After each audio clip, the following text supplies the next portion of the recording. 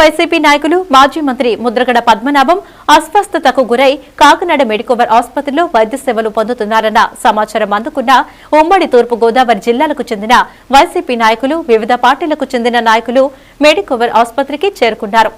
ఈ సందర్భంగా ముద్రగడ ఆరోగ్య వివరాలను ముద్రగడ కుమారులైన ప్రతిపాడు నియోజకవర్గం వైసీపీ ఇన్ఛార్జ్ ముద్రగడ గిరిబాబుని అదేవిధంగా ముద్రగడ బాలుని అడిగి తెలుసుకున్నారు.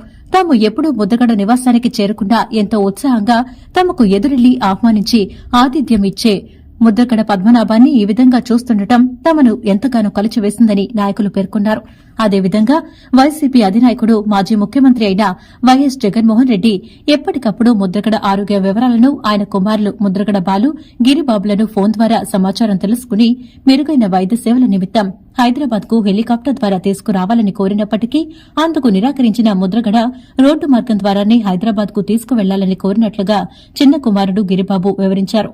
ఆ నేపథ్యంలోనే రోడ్డు మార్గం ద్వారా ఈ రోజు ఉదయం బయలుదేరినట్లుగా తెలిపారు.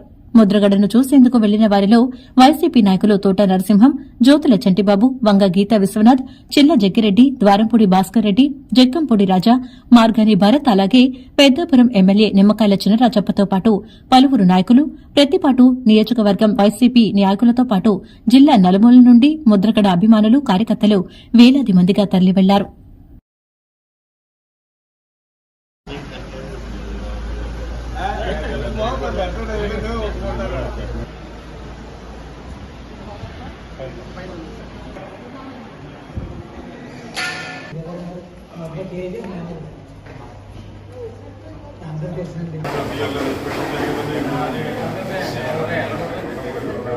సార్ కూడా వస్తారేమో.